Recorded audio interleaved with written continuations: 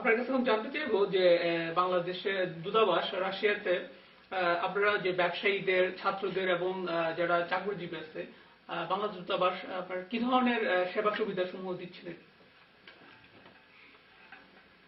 বাংলাদেশের দূতাবাসগুলো বেসিক্যালি যে কোনো দেশেই থাকুক না কেন, বাংলাদেশিদের স্বার্থ, যারা ওখানে আছে তাদের স্বার্থ কল্যাণ রক্ষার জন্য তাদের একটা দায়িত্ব আছে।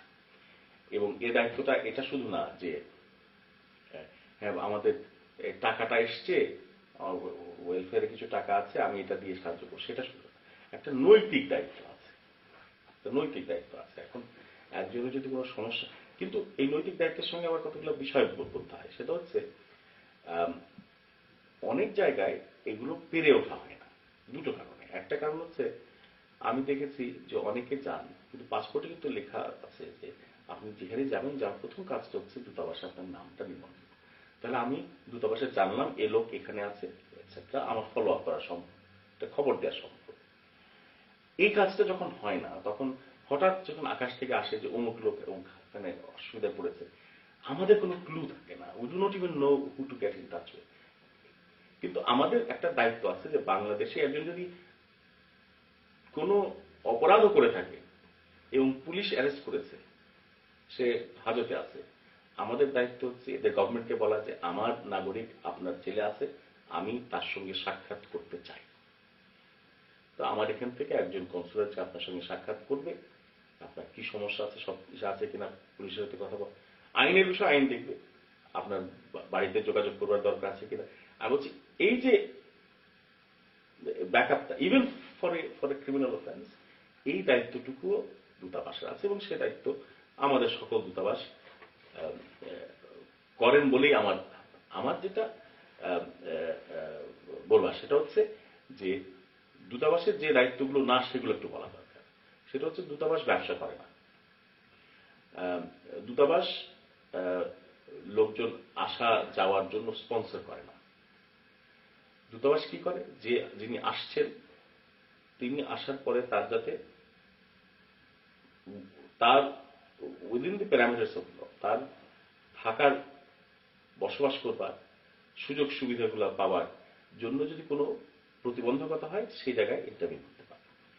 এখন ধরা যাক বাংলাদেশের যারা এখানে ব্যবসা করছে তারা যদি অনুভব করেন যে একটা মেজর প্রবলেম আছে, তারা ব্যবসা করছেন কিন্তু অ্যাজ এ গ্রুপ তারা এই একটা বিষয়, দুটো বিষয়, তিনটে বিষয়ে সরকারের বলি কোনো নিয়মের প্রবলেম আছে বা ডিসক্রিমিনেশন আছে, তো সেটা we can take it up with the government here, we can take it up with the government back home.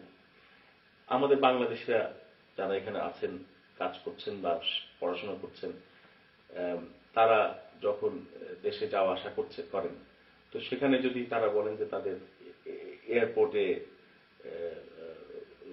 সমস্যা আছে বা তার কাস্টমসের ক্ষেত্রে কোনো একটা প্রবলেম হয়, সেগুলো we can look at this.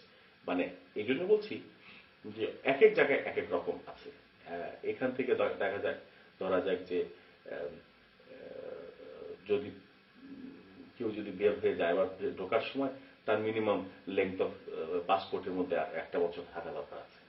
কিন্তু আমরা তো ইউজুয়ালি পাসপোর্ট নবায়ন করতে এক বছর থাকলে এটা 6 মাস পর্যন্ত হয়তো করি। তো এখন সে যদি বলে যে আমার তো এখন দেশে যাচ্ছে, আমার তো আসার সময় তো 1 বছর 11 মাস থাকবে, আমার একটু নবায়ন করতে হবে। সো এই জাতীয় পিকুলারিটিস তো হতেই পারে। কখনো কখনো আমরা দেখি যে এখানে ছাত্ররা আছে, সেলফ ফিনান্সিং এ আছে, এসছে কিন্তু তার ফিনান্সিং এর সমস্যা হচ্ছে। আমরা যদি এটা বিষয়টাকে একটু আগে থেকে একটু অর্গানাইজ করতে পারি, সেটা we may be able to work out. এবং এই দায়িত্বটা যে আমাদের ঘাড়ে বা যারা পূর্ণ তাদের তা না, কিন্তু আমরা এটা দায়িত্ব ভেবে যদি নৈতিকভাবে এটা দেখি, সেটা হচ্ছে যে হ্যাঁ আমরা কি locally can we look for some sort of a sponsorship support, যেটা নাকি এই জাতীয়, not for everybody but somebody who is really in need of, তাকে সাপোর্ট দেওয়া যায়। সেটা আমরা দেখবার সুযোগ করি। আমরা উই ক্যান টক টু প্রতিষ্ঠানগুলোকে যে হ্যাঁ স্কলারশিপের বিষয়টাকে বৃদ্ধি করা যায় কিনা, ছাত্ররা সরাসরি যাতে পেতে পারে, এই যে করাপশন যেটা হয় যে ওখানে যে যাচ্ছে ওরা বিক্রি করছে, এইসব জিনিসকে যদি স্টপ করানো যায়। আমি বলছি এগুলো যদি আমাদের সমস্যাটা যদি একটু আমাদের কাছে এক্সপ্লেইনড হয়, আই এম শিওর আমাদের পক্ষে সেটা নিয়ে একটু এগিয়ে কিছু করবার প্রচেষ্টাটাও ফোর্থকামিং হবে।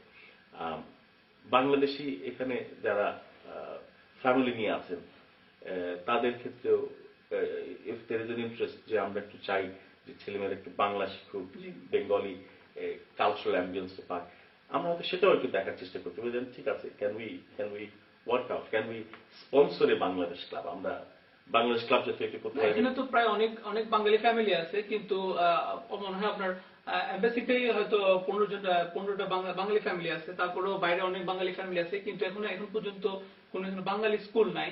যেটা অনেকেই আমাদেরকে বলছেন যে অ্যাকচুয়ালি যদি এম্বাসি যদি উদ্যোগ নেয় এবং ওনারা যদি সাপোর্ট করে তাহলে হয়তো একটা বাঙালি স্কুল করা সম্ভব, যেটা আগে ছিল 92, 93, এরপরে হয়তো বন্ধ হয়ে যায়। এই সম্পর্কে আপনার ঠিক ভালো প্রসঙ্গটা খুবই, মানে এটা ইন প্রিন্সিপাল কিন্তু কোনো সমস্যা আমি দেখি না, কিন্তু ইস্যুটা হচ্ছে একটা স্কুল যদি হয় সেটা কি আমরা বাংলা শেখাবার স্কুলের কথা ভাবছি, নাকি আমরা ভাবছি যে একটা স্কুল যেমন ইন্ডিয়ান স্কুল একটা আছে ওগুলো করতে পারে। আচ্ছা, এখন তাহলে তখন প্রশ্নটা হবে যে একটা স্কুল যদি রান করতে হয় তাহলে স্কুলের কিন্তু প্রাতিষ্ঠানিক কিছু দিক আছে, আমার কিছু লোকজন নিয়োগ করতে হয়, আমার শিক্ষক নিয়োগ করতে হয়, করলাম। এখন আমার কি 1, 2, 3, 4, 5, 6, 7, 8, 9, 10 করে এই শ্রেণীগুলোর মধ্যে ভর্তি করার মতো ক্রিটিক্যাল নাম্বার অফ চিলড্রেন আছে কিনা। যদি না থাকে আমরা তাহলে এটা পোষাটা কি রেশনাল ফিজিবিলিটি স্টাডিটা আমাদের সুতরাং আমি ওনাদেরকে বলেছি, আমি আরবিসিকে বলেছি, দেখেন আপনারা একটু আমাকে বলেন যে হ্যাঁ we have this many people, আমি উইল ট্রাই টু ইট। কিন্তু আমি একটা প্রতিষ্ঠান করে রাখলাম, অথবা না আমি একজন শিক্ষক বসে আছে, আপনি ক্লাস 9 এর ছেলেকেও আমি বসে পড়াচ্ছি, মানে এটা তো ঠিক স্কুল হলো না। তো we have to look at rationally and see যে কি করার আছে। আমরা কি are we trying to look at যে স্কুল যেটা আছে এখানে স্কুলিং এর এক্সপেন্সেস অনেক আছে, সেটাকে কাট ডাউন করানোর জন্য আমরা চিন্তা করছি, নাকি আমরা আমাদের কারিকুলাম পড়াতে চেষ্টা করছি, না বাংলা শেখাতে চেষ্টা করছি, মানে হোয়াট ইজ দি প্রায়োরিটি। এখন ওইটা যদি আমরা আইডেন্টিফাই করাতে পারি কমিউনিটির পক্ষ থেকে, I am sure we can look into this. আমি ওদেরকে আরেকটা সাজেস্ট করেছি, I am not going to, মানে আমি ঠিক করে রেখেছি কথা বলবো, কিন্তু এখনো করিনি, এটা wait for another month or so. সেটা হচ্ছে ঢাকাতে আমাদের কিছু আছে, যেমন স্কলাস্টিকা আছে, আমি ইয়াসমিন মুর্শিদের সাথে কথা বলে দেখব, suggesting to her the possibility, উনি যদি ইন্টারেস্টেড হন যে রাজশাহীতে আমি একটা স্কলাস্টিকা ব্রাঞ্চ হলো এবং এটাকে চালু করবে, এবং এটার জন্য উনি যদি মনে করেন আমরা তাহলে এখানে একটু টেক আপ করতে পারি, মেয়রের সাথে আমরা একটু বললাম যে একটা ইন্টারন্যাশনাল স্কুল, এবং এর একটা রিজনেবল সে দিল, বাংলাদেশি ফ্যামিলিরা এখানে থাকতো, রাশনরা অন্যরাও আসলো, এই জাতীয় জিনিস কিন্তু ইজ মোর ম্যানেজেবল। যেটা নাকি একটা প্রাইভেট সেক্টর একটা এসে সে করছে, বাংলাদেশের আমরা এমন হতে পারে যে বাংলাদেশি যারা আছে তাদের জন্য একটা স্পেশাল ডিসকাউন্ট রেট দেওয়া হলো, যে তো সেসব করে একটু করে, এবং দূতাবাসের পক্ষ থেকে আমরা একটু কিছুখানি হয়তো we can hold hand and see how this goes, but we have to look at all of this as a policy decision. ব্যক্তিগতভাবে বিষয়গুলোকে বুঝে আমাদেরকে সেটা, বাংলা স্কুল নাই, true, but do we need one? If we need one, what type and level of school do we need? Who do we service? How do we service? Does it make sense to have teachers on standby and an institution and without students?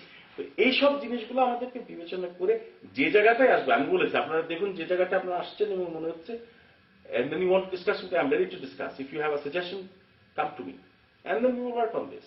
এটা আমরা school তো আমাদের আছে, আমাদের Abu Dhabi, Dubai, কাতার, middle east, সব জায়গায় we have schools and they are running huge establishments.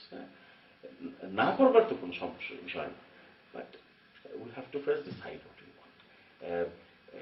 সাংস্কৃতিক ক্ষেত্রে যেটা আমি বলি, I'm trying to ইমপ্রেস, আমাকে ওদের সাথে কথা হয়েছে, তারা নিজেরাই ফান্ড করে নিয়ে আসবে। আমি তো ফিল্ম ফেস্টিভ্যাল এখানে শিগগির করবো, আমি শিগগির বাংলাদেশের ফিল্ম ফেস্টিভ্যাল আমি চেষ্টা করবো যত দ্রুত একটা আমরা বাংলাদেশে পেইন্টিং এক্সিবিশন করতে পারি, আর চেষ্টা